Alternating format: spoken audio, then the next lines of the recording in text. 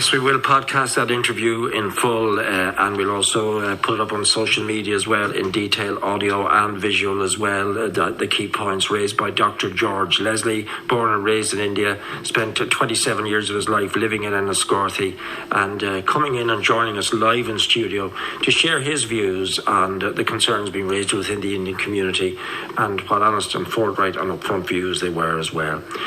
Now let's keep the move on Irish history for the moment, because a documentary was sent to me yesterday to have a look at. Very interesting. It covered a wide range of topics, including going back to 1798. And the man behind it is George Fitzgerald, and George joins me now. Good morning to you, George. Good morning. How are you doing? I'm grand, George. So you're obviously, you may have Wexford roots, but I don't think you're originally from Wexford, George. What's your own background? No, my own background is I'm actually a Dublin man. I was reared in the flats of Ballumun in the 1960s over in the north side of Dublin, and we lived there till 1972-3, and we moved then to South Finglas, which was a brand new area at that particular time. And from there, myself, my twin brother, I documented an awful lot of this in audiobooks that I've done. They're on YouTube and Facebook. But the thing is, from that point, we got involved in boxing. We became boxers, and then eventually as adults, more 18, 19, we started a band called the D11 Runners, including my wife and my younger brother Pat. And the band was the D11 Runners, and we had 3 hit singles, played in front of 72,000 people at one concert, did scores of gigs and toured the country, and all that type of thing that took place there. And then obviously then I went into sort of motivational speaking, then I went into documentary making, writing books, and I won some awards for art as well. Yeah, so, George, I'm gonna stir your memory banks, because I remember the D11 Runners. You used to work for 2FM at one stage, and you were one of the bands that used to come into me on 2FM.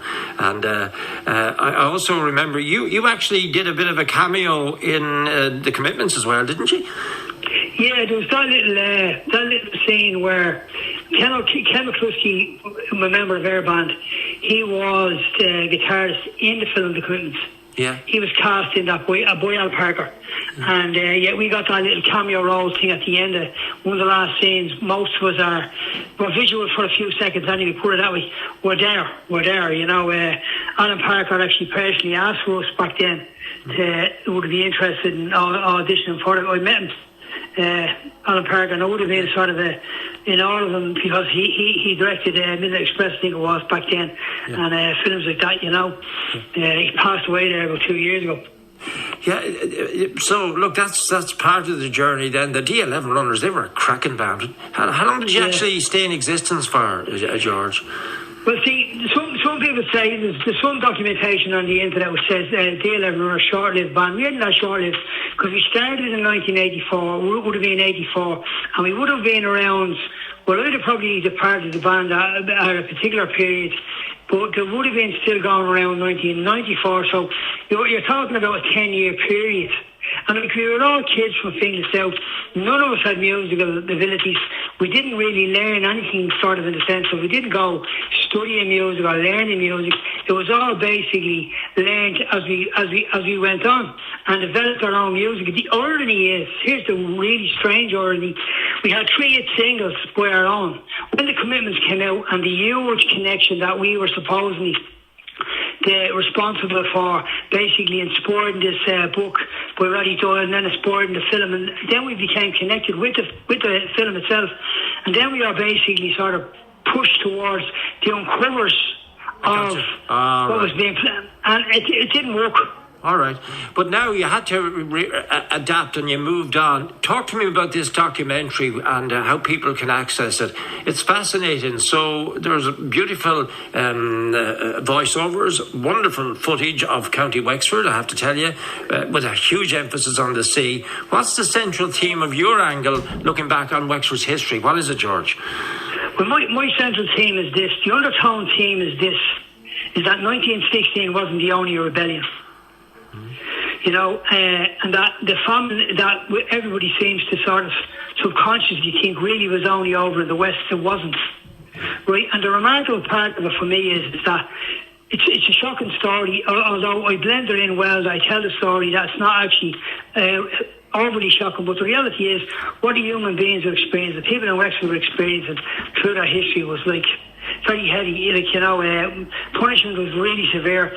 But one of the stories that sort of stuck out to me was when I was researching was Father Thomas Horn and what he did, the Wexford man, where he journeyed from Wexford to Dublin, from Dublin to Liverpool, from Liverpool to America, and then across America, and started a Catholic church over there where when he left, he brought with him 400 people, and when he left, there would have been it would have grown to about 6,000 people at that particular time. Yeah. And when you look at that Netflix film, I think it's 1884, and you see the journey they're on, he would have been on that journey in that particular time. Yeah. Okay. How can people access it, George? Well, you can access it just through YouTube. It's called Vinegar Hill and the Riots in Dungarvan, because then the Dungarvan story is very similar. There's riots going on down there as well. But so that's where you can view it there on YouTube. What's next for you? What are you working on now? I'm working on loads of different stuff. I'm working on 2 books at the moment myself. And then I'm working on another sort of documentary. I'm looking at that as well, and I do a bit of art. I wrote We Lived in the Sky, From Up in the Sky to Down the Ground. Those 2 particular stories, they're all audiobooks. You can actually see them on YouTube as well, and also on Facebook. And I think of today, it's close to 60,000 views on Facebook for the series. And there's another 2 books to finish, which brings me up to the D11 Runner story. I'm just coming into the D11 Runner story.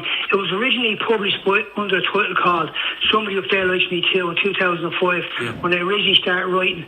Then what I did was last year I decided to rewrite it, but add more stories in, develop the characters, and then put it out as an audiobook so that people have free access to it and can listen, Good to talk to you, George. If ever you bring the band back together, you'll have a certain invitation to come in here and have a chat with me. Anyway, look forward to that. Great to talk to you, George, and catch up with you after all these years.